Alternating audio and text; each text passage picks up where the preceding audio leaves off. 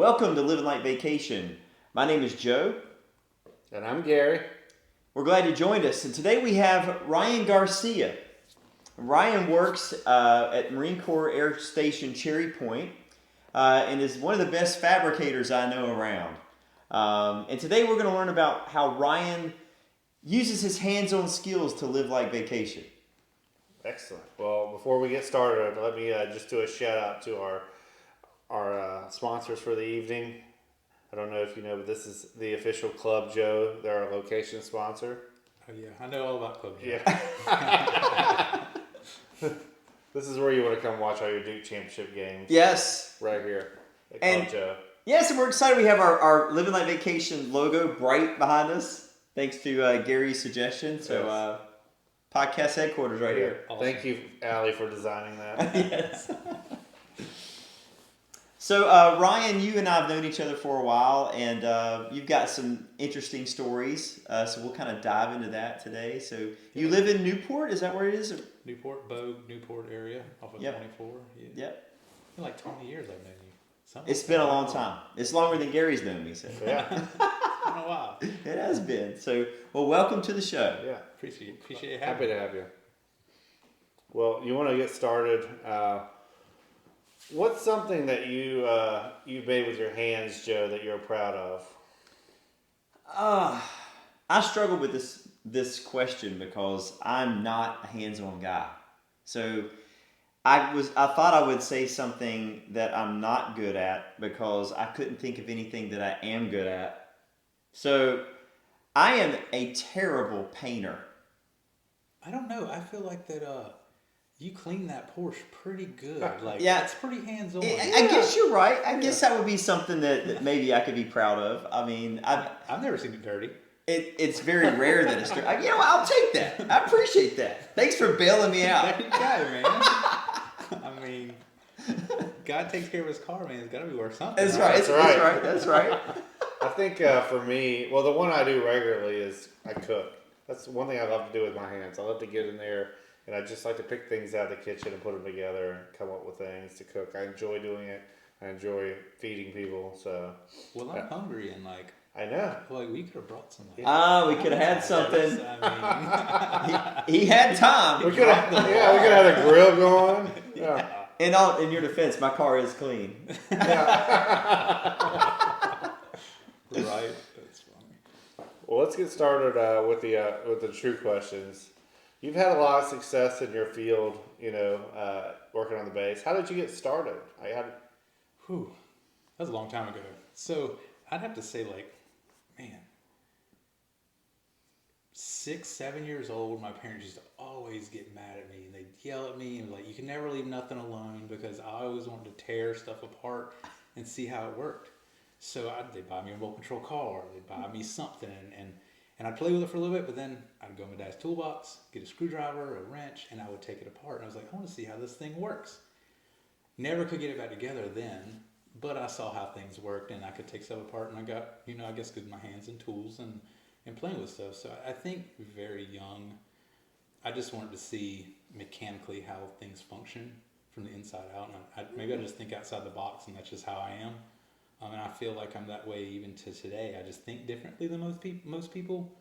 But I think just being young and then kind of not having the funds, growing up to just buy something or pay somebody to fix something or pay somebody to make me something custom. And I like to have things that nobody has, just one-off, custom built, whatever it may be.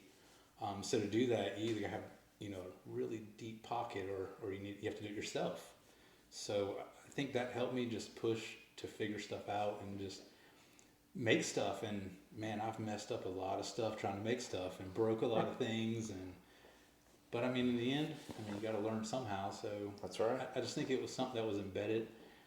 Just as a young kid, my uncle, my dad's brother, when I was old enough to know what a car was, my grandma bought him a '69 Chevelle when he got out of the Navy. And he still has that car, and a one-owner car, and like hopefully one day that's gonna be my car. Pass it down.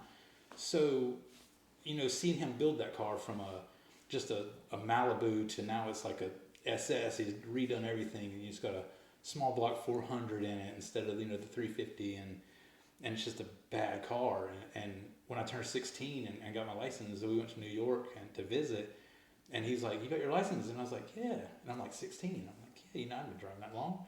He throws me the keys of the Chevelle. He's like, "Well, let's go for a spin in your car." And I'm like, To New York?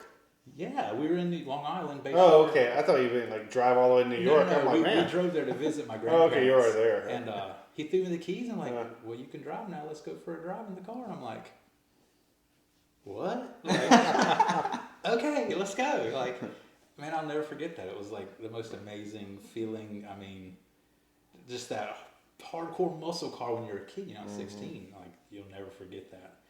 And even if I got in the car today, I'd probably feel the same. Because I drove that car once, and I've never drove it again. Really? Yeah, and I mean, get older, you get life, kind of takes over. You don't get to see people. I haven't seen my uncle in years.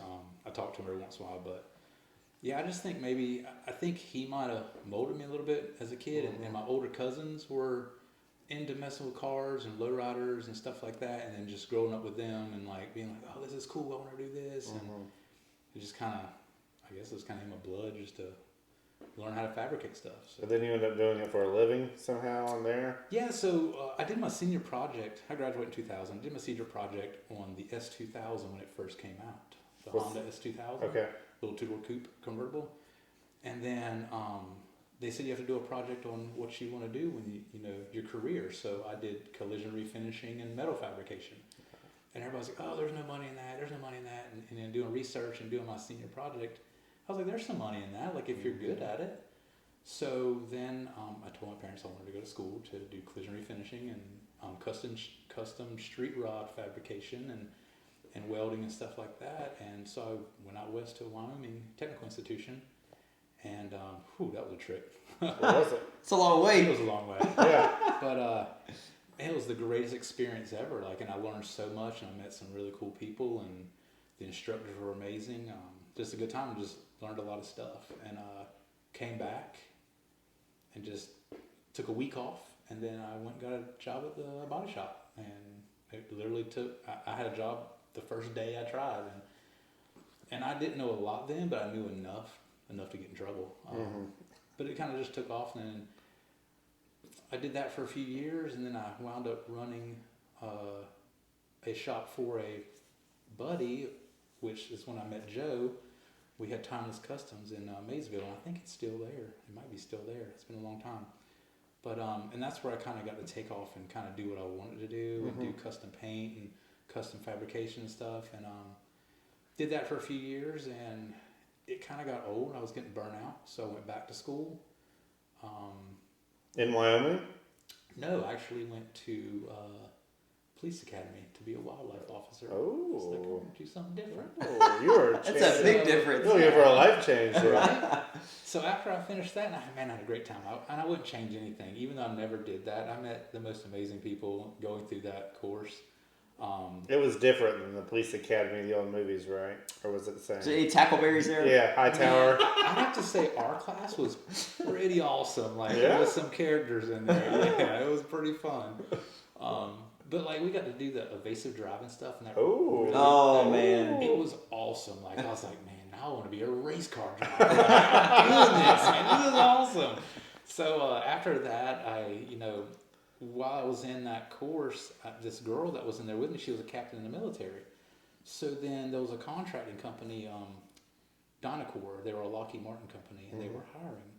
So she's like, "Hey, I was working at a refrigeration box company at the time, doing their painting and welding there, making these $200,000 commercial refrigerator boxes, which was cool. It was easy.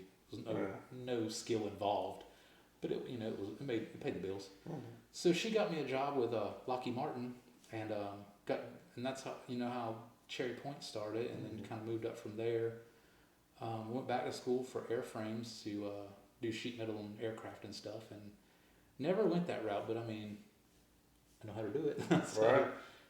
I just like to know how to do as much as I can do, and just kind of took off. And now I don't do that at work anymore. So I got a new job, and now I'm helping the guy that took over my job to teach him like how to do a lot of things. And it's like, man, now when I'm like, here's what you need to do, and he's like, I don't know how to do that, and I'm like, it makes me think, wow, like I think that's easy, like that's not even nothing, and he's like clueless. I'm like, okay, I guess over the years I've picked up some things. That I'm thinking everybody should know how to do this. Like, this is not hard. This is not rocket science, but I guess some things people just don't. They can't break down their heads and figure out how to do certain things. I raised my hand to that. Yeah, I'm here.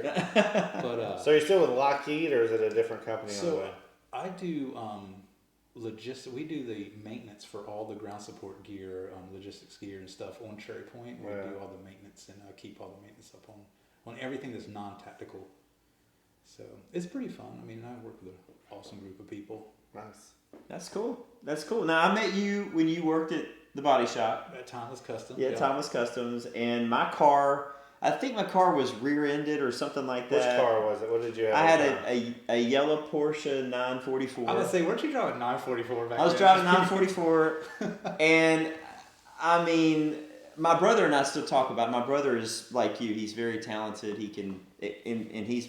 Yeah, he can take anything and make it. Like he's always been like that. As kids, I had to have people around all the time because I'm a social person. Not that he's not, but he has always had like a third gear that I didn't have, to just go into a room and like draw things and visualize and create. And very similar, he had a dune buggy that he purchased, like a shortened Volkswagen, and then he bought the frame for it, and then he built this whole dune buggy, painted it himself, and after he got it done, I think we took it to the Croatan twice, and he's like, okay, and sold it. For me, I would have kept it forever. Like I fall in love with it. I mean, look at my car. I've had my car forever. But the reason why I say that is I had the 944, and my brother had that car before me, and I had it painted that color. And we've talked about, one day maybe tracking it down, finding the VIN number, and bringing it back. Because it'd be kind of cool if we both own the same car. That would be cool. But I met you at the body shop there, and I know that you've worked on a lot of exciting cars, but what's the most exciting project car that you've worked on? That's a tough one too, because I've worked on a lot of really cool stuff. And a lot of my personal stuff, and my thing is I'm ADD, like really bad. So I'll get into a project and and it snowballs. And it's like, I'm just going to do this. Let me just paint it, or let me just do the interior. And then all of a sudden, the doors are off it, the motor's out of it, it's off the frame. And I'm like, this turned into a frame off restoration. It's like, holy crap, what happened? But man, so I worked on it was like a very rare 53 Cadillac 62 series. It's the old like big wing car, like really cool. It was all original. We're redoing it for a guy to sell at the Barrett Jackson, and I think I left the shop before it was done, but I think it sold for like over $150,000. Wow! It was just crazy how that car was all original paint, original everything. We just took the bumpers and stuff off, had them re-chromed. Didn't mess with the paint, just kind of cleaned it up, cleaned the interior up. It was just really cool to see that car that was just like encapsulated, like it was in the 50s. It's pretty cool. For me, I thought it was the 360 or 430 car that you built. Oh, the Ferrari Mandina. So. No, that was a really cool car. That was a one-off. It was a custom race body from DNA Motorsports over in Germany. They built these race bodies for Ferrari, and then you have a custom space frame that you put it on, and I had a Lotus Elise turbocharged motor in it. Mid-engine car, really fun car, fast. I can't believe I never got tickets in it. But I wound up having to sell that car because I had to do some adulting, so I needed to. That happens sometimes. Sell it. But you basically made a car out of a car, right? You had a Lotus, then you made it into a Ferrari. Well, no, it was kind of I don't want to say a replica or a kit car because it's not. It's different because a replica or a kit car you buy in a kit with all the pieces. Wow. So this was a Ferrari race body, all composite, that you put on a custom space frame. not like a tubular chassis, but it was like a unibody space frame mid-engine, and you use the Lotus Elise drivetrain in it. So it was just little like a one-off car. I think there was only I think it had one of two in the U.S. Wow. So it was really cool, and I sold it to a guy I think in Virginia, and it might still be there. I'm not even sure. Kind of lost touch with the guy. Lost touch with that car. Yeah, I did. I kind of wanted to because I really liked that car, and I never. I sold a truck once. I put a lot of work into, totally custom, custom paint, custom Gucci interior, slide and rag top. Like put a lot of my blood, sweat, and tears in it. Sold it to a guy in Virginia because I never wanted to see it because I didn't want to be like, man, I wish I never got rid of that truck. Well, probably 4 years later, in my neighborhood, right around the corner, a guy I knew, I guess the guy in Virginia put it up for sale because he was getting PCS'd overseas. Mm-hmm. He saw it when everybody's on Craigslist. He went and bought that truck, brought it back to my neighborhood. I was driving around the corner. I'm like, that's my truck. I was like, he goes, yeah, man, I remember when you built that thing. I was in love with it. I had to have it. I was like, why did you bring that truck back here? So, I was like, man, I mean, it was pretty cool, but I was like, like when I put something into something and I get rid of it, I don't want it close to me because then I don't want to ever regret like not having that. I understand that. Like I did a Hummer. I had an H2 Hummer for a while, and I did a Duramax conversion in that. I put a LBZ Duramax in it, and it was really, really nasty truck. It was awesome. And I think it was like one of four on the East Coast. And I sold that to a guy in Portland, Oregon. So I was like, you can't get no further away from me. So I don't think I ever have to worry about that's cool. seeing that truck again. Now you fabricate boats as well. So. Yeah, so from doing cars to motorcycles, custom choppers, just random stuff. There's so many people out there that do that kind of stuff, and there's so many people out there that do that stuff but can't do it. Like they're like hack jobs, that's lack of better words. And you can't really charge. You put hundreds of hours in a project, and people think it's like you can do it in a weekend. Mm-hmm. You say, well, it's on TV. You can do it. Between the next commercial break. They do it in episodes. Every episode, you got a custom car. Yeah. So it's kind of hard to do that kind of work and get paid and make a living. So I kind of veered off from that and started messing with boats. And boats are just a whole different ballgame, a whole different echelon of people. And the money is insane. Even during the recession, like the money is people that own boats, like performance boats, offshore race boats, and stuff like that. So that's the kind of boat we're talking about. We're not talking about not fishing boats, not sport fishers. No. We're talking like Miami Vice and boats and stuff. Everybody calls them cigarette boats, but cigarettes is a company, right? But they just kind of it's a generic name for a performance boat, is a cigarette or cigar boat. Mm-hmm. I can't even count how many people looked at a fountain and be like, oh, it's a cigarette boat. It's like, no, that's a fountain. it's a different boat. But it's really cool. It costs a lot more money. I feel like I go broke and I've had to sell my soul to do it, but I've met a lot of really cool people all over the country that are just good people and learned so much. You go to local places like Fountain and train there or something? Or so how does that work? Reggie, I know Reggie personally. I've met him a few times, been to his house. One of his number one guys that worked for him for years, his dad worked for Reggie through the 80s, Jim Cogwell. And Pete Cogwell is his son, which is a really good friend of mine. He's my age. Mm-hmm. And he grew up in the powerboats and racing and building. So we kind of became friends because of a boat I bought that his dad helped design in the 80s. So by meeting him, I met Reggie. I've met a guy named Billy Moore, which is a world-renowned offshore boat racer. He's a throttle man. He's amazing. Super cool down to earth guy. And he's local. Like he lives over like in Pamlico County. His dad lives from over there. Wow. Huh. Bobby Moore. He passed away I think last year. But super big time offshore race guys. And it's like, man, all these people. And it's like in Eastern North Carolina, you wouldn't think there's this much talent, this much superstars, in this area, just hiding. But after meeting them and learning how to do composites and vacuum infusion and carbon fiber and Kevlar and just building literally something out of absolutely nothing, It's just kind of opened my eyes to a whole different spectrum of fabrication, which is kind of cool, and I really enjoy it a lot more than I've been a metal guy. Like I've always been like, it's metal. If you mess it up, it's metal. Weld it back together, start over. It's nothing. And composites are the kind of the same thing, a little different, but I feel like they're, I don't say easier to work with, but harder to figure out how to make stronger and light at the same time. So it's just a whole different world, and I can't even tell you how much I've learned in the past 3 years messing with boats. Are you racing them or are you just building them? So we're building a race boat actually now. We're in the process of. I've helped a couple teams. Okay.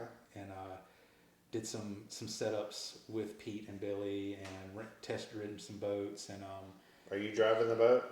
I've drove a few. I've wheeled for Billy in some poker runs and stuff a lot. And it's super fun. You know, to run 100 mile an hour with 30 other boats, and just like, it's not a race, but it's like, it's still kind of a race. We're faster than you. Yeah. It's like, where you at? Keep up. But it's fun. You meet a lot of cool people, and we usually do a couple runs a year. The Hall of National Pamlicos in Washington, and that's a really good. And it's always charity oriented. Right.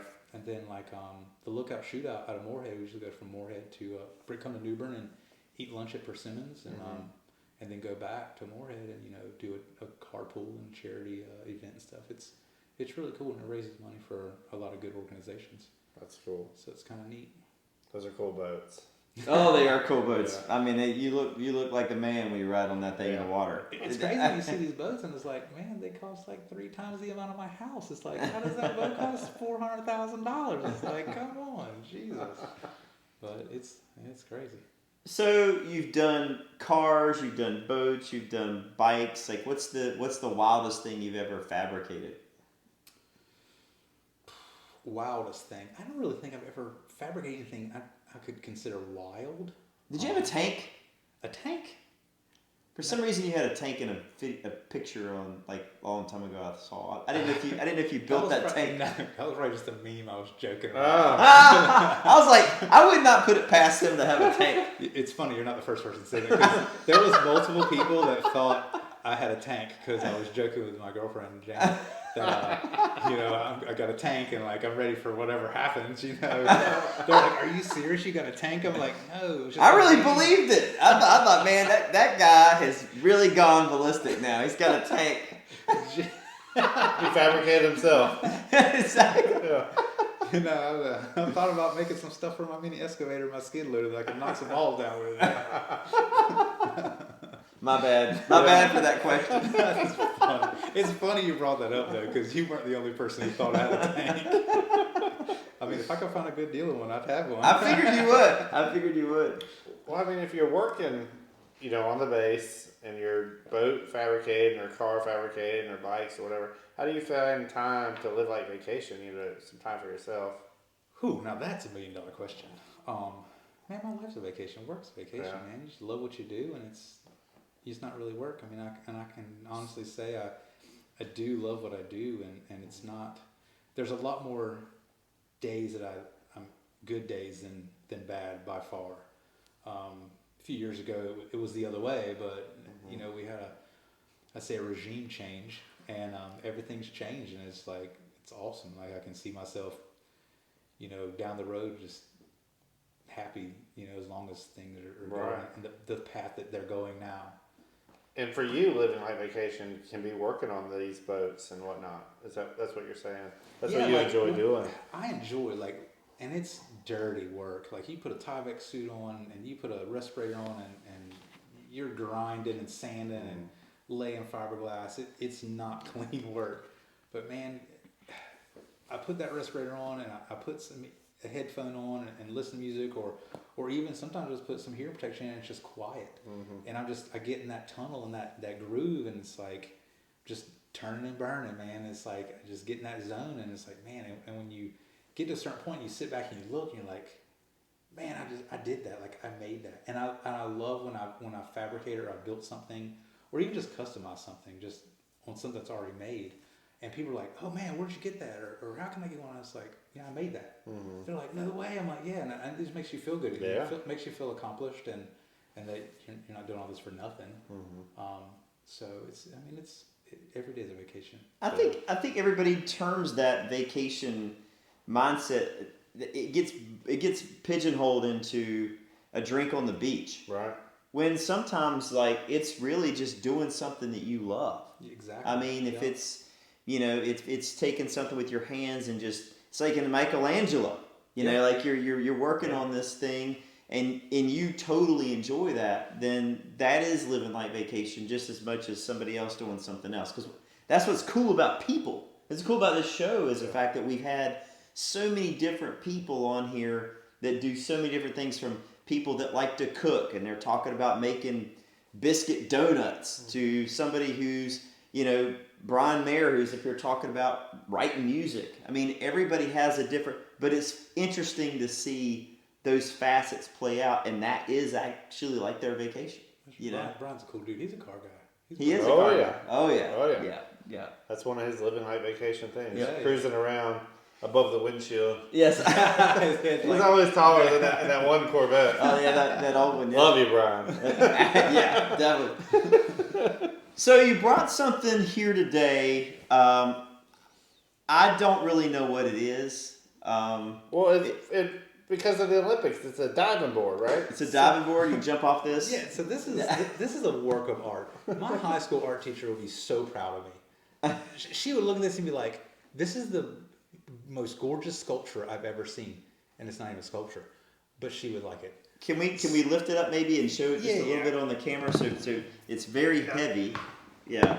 We nice can chrome. Look at that chrome. Look at this thing. Look at this thing here. Yeah. Woo! Isn't that cool looking? It looks like it almost looks like a trophy. Like I would win this. Like if I won the boat race. It's because it's sitting on a display. So we had to make a display to try to market it and sell it and all that good stuff. So what this is this is a rear tie bar motor mount kit for outboard motors, for Verados. So when you're dealing with outboard motors and offshore racing or just offshore performance boats, and everything is really going outboards now. It used to be all big blocks, inboard, outboards, big superchargers, turbos, just big power. Well, the economy's kind of like screwing everything up, and everybody's like trying to save their money. So you run an outboard, and back in the 70s, 80s, and early 90s, they didn't make outboards. The technology has came so far. You can get outboard, 500, 450, 500 horse outboard, which is insane. Yeah. So once you start getting into those speeds of 80, 90, 100 plus mile an hour, you need that stability for each motor. So without having the two motors tied together, you're looking to die. So you mount these to the motors. It replaces, now this is the motor mount. This bolts to the motor, one on each side, and then you have a wing plate that bolts to each motor, and then you have a stainless steel tie bar that ties everything together.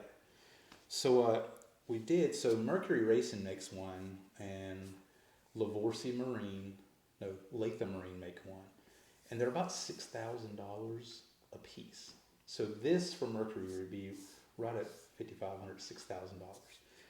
And No wonder it's heavy. Right? Yeah. I want it to be heavy if it was like that. So this is a stock Mercury mount I cut up, these two. So this used to have these ears on it that bolt to the motor, and it was, held the power head on. So I was building my boat, and I was like, man, $6,000 for a set of motor mounts that's expensive. I know I can make that, and I could probably make it better and cheaper. So luckily, I got in contact with a guy in Charlotte, Chris Unger, super cool guy. He owns a performance engine building company in Charlotte, and we just kind of started bouncing ideas off each other. And I was like, man, we can make this. Like, he had a lot of resources with different distributors and to get metals from, getting stuff done at machine shops and kind of sourcing stuff out. So I kind of made a mock-up of what I wanted, showed him, and he's like, oh, totally, we could totally do that. Yeah, let's try this. So we wound up 3D scanning and re-engineering some other mounts and changing them and then making our own mount. And this is the end product.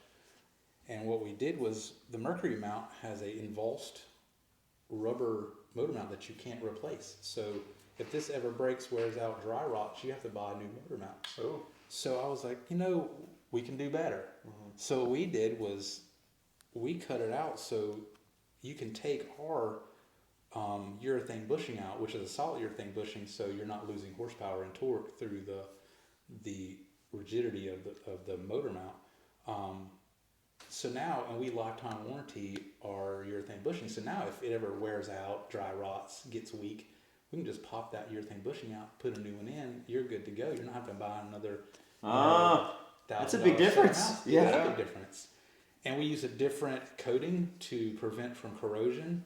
And they don't coat their motor mounts at all. So there's always, when you're dealing with salt water, there's always going to be corrosion. I mean, you can see this mount's got corrosion all over it. Mm-hmm. So we coat ours in a special coating so they won't corrode. And lifetime warranty those too. And then, we offer GoPro mounts that mount to the top bar kit. So everybody that deals with Go Fast boats love to see what it looks like behind them, but they're driving boats so they can't see.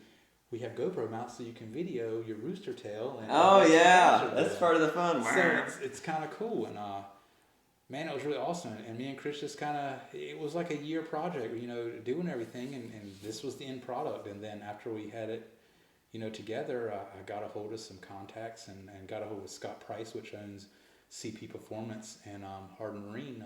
Hardin Marine is in Florida, and CP Performance in California. They're two brothers there, and it's the biggest performance part company in the world for offshore performance boats. And kind of tossed him a pitch and showed him some pictures and what I had, and he's like, "Man, we'd love to try to move that and market that for you. Send me." And that's why I made the display. Oh, yeah. He took it to Key West a couple years ago and sold some for us. So, and it's still Mercury kind of messed us up because they redesigned a new motor and changed the mount. So now we're back to square one. But anybody that's repowering or doing something with their boat, they can always use this for any Verado from a 250 to a 400. So it's kind of cool. I think that's one of my proudest fabrications I've worked on is because when you do something and then it pops up that the biggest company that sells performance boats parts in the world is selling it for you, and it's on their website. And and I mean, how much more recognition is like, man, I did something, and it's made it it just feels good. And I mean, I could have never done it without Chris. I mean, him helping me the resources, and this is all American made, and it's actually everything from North Carolina, so mostly from Charlotte area. But everything to build this mount was sourced in Charlotte and North Carolina, which is a United States That's product. Cool. Yeah, that was our goal. It's like it'd be 100% U.S. made. We didn't want anything from anywhere else, and it took a little bit more. And at first, Scott was like, "Man, you could probably make that mount cheaper." I'm like, "Yeah, we probably could, but that's not what we want to do.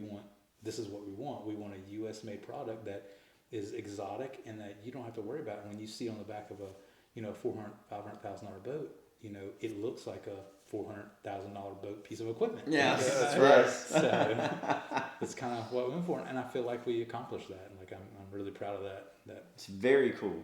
Very cool. Absolutely. I would never have the vision to see how that. And this is this. Yes. I'm still not even sure what we're talking about, but if you're into this is it. And I'm sure the art teacher is very proud. And hopefully she got a picture of that catalog. So Miss Bunch, my art teacher, I haven't seen her in years, but she's probably one of my biggest inspirations too. Because I took art class my senior year just because I needed an easy A, and I was always good at sketching and making stuff. So I was like, "Oh, I need a credit. I'll take art class." And she got so mad when you said you wanted an easy A. Yeah, but I didn't tell her. I didn't tell her that. I know why you're here. She wasn't bad looking for her age either. Hey! She had that hippie vibe going. She was like, "I can't believe you wait." And she's the one that said, "I know why you took art your senior year." She's like, "It was an easy A." She goes, "I'm so disappointed in you." And she nominated me for the National Art Honor Society, and so now I'm a National Art Honor student. Look at that. And I would have never in a million years been like, "Yeah, I'll do that." Like I just never went. That was never in my mindset. So when I went out west to Wyotech and learned how to weld and stuff, I fabricated her a metal. It was a hand. So I took my arm and bent metal around it and made a hand out of metal. and built a box sphere and put it in the fingers. You could spin it in the fingers, so it was a metal hand with a box you spin. And I put body filler around it and sanded it so it looked like a bionic hand with skin and stuff on it, holding a polished box.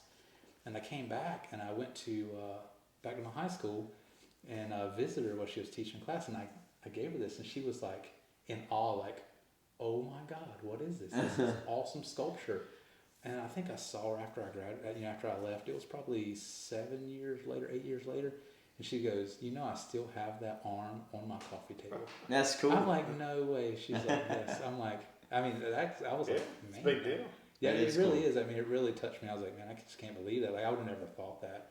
But she was definitely a big inspiration to my artsiness. Teachers make a difference. They do make a difference. Yep. I know. I feel bad she retired, and all these kids nowadays just don't get what she was giving because she was amazing. Well, there's great new teachers out there, so hopefully they're Yeah, inspiring people like That's you. right. They're inspiring those easy A's to win national awards. You kind of ran with that. I know, right? Like, hey, I even got a cool color Yeah. thing to go around my graduation gown. Yeah. I was like, I felt special, I'm seeing an overachiever theme here. Like, I am. Oh, I am you're blowing definitely out the spinning water off. on everything. Look at this amazing stuff. Only if I like it. Man, it's crazy because I never did good in school. Like, I was a horrible student and my mom, like, probably 3 months ago, pulled out old progress reports and report cards. Ooh. Yeah, it was like, ooh, from like elementary and middle school. And all the teachers, same thing. Ryan talks too much. Ryan doesn't stay on task. Ryan needs to not talk to his friends. Ryan needs to, and like I was a CD student. Like my mom was very supportive, and it didn't matter. I wasn't the smartest, book smart kid. She's like, just try better next time. Just try better. And nowadays it's like, you don't make an A, you're grounded. Like, it's like, she's like, just try to do better next time. She never like over pushed me. And like, I'm ADD, and back then people really didn't understand the whole ADD. Mm-hmm. So I feel like if I was diagnosed with that earlier, I might be a rocket scientist or a doctor or a lawyer. I don't know, but would my life be the same? I don't think it'd be as fun. Yeah. Yeah. Well, I think you're an engineer at heart. So Absolutely. Well, you got any other questions? No, not that I can think of. Well, if you see any crazy Mad Max-like cars or boats riding around, there's a good chance it's Ryan. So give him a wave. We have a new sponsor. Is this still in business, right? Yeah, that's me. That's mine. 252 Customs. HN Performance Products. That's Chris. He's in Charlotte. That stands for, and excuse me if this offends anybody, but it was something that an old timer told him, and he named his company out of it. It's called Harry Nuts Performance Products, because everything he builds is so crazy. You got some hairy nuts to handle it. My mom's gonna love that part of the podcast. Dude, Chris is an awesome dude. He's old school. Like he's just a cool dude, man. He's a great guy. He's super supportive, and he's an older dude. And, I want to say old. He's older than me, but he's like a kid at heart. So it's like nonstop. But yeah, that's me and him together. Excellent. That's cool. Definitely want to give him a good shout out. Absolutely. Wouldn't have that together without him either. Very cool. Well, thank you for joining us for the show. Yeah, I appreciate you having me, man. Yeah, it was fun. I've learned a lot. I'm always fascinated whenever I'm around you because you've always got some other thing. Like I never know what you're gonna spit out. It's like I'm working on this or I'm doing that. So wait till you see the Porsche when I'm done. Oh yeah, man. I was hoping you'd say something about that. So you got a little. I mean, I was trying to hold back, but it's like, man, it was supposed to be a quick project, but I never thought graphing on it's a 99 986 Boxster, and I'm putting a 2013 997.2 front end on it, using all factory OEM parts and having to graph stuff in and weld and grind and plastic weld bumpers and stuff together to make it, and it's coming out pretty awesome. It's just taking a little longer than I was wanting it to take. But it's going to be awesome, and then I'll be one of the Porsche guys. There you go. You're going to keep it? Yeah. I'll probably keep it for a couple months, and it'll end up in Portland. Look, I've already. It's not even done. I'm like, man, maybe I should just sell this in adult and do something with the money. But then I'm like, no, I can't. No, I understand. Well, look, thank you for joining us and being on the show today, and let's live like vacation. Awesome. Thank you.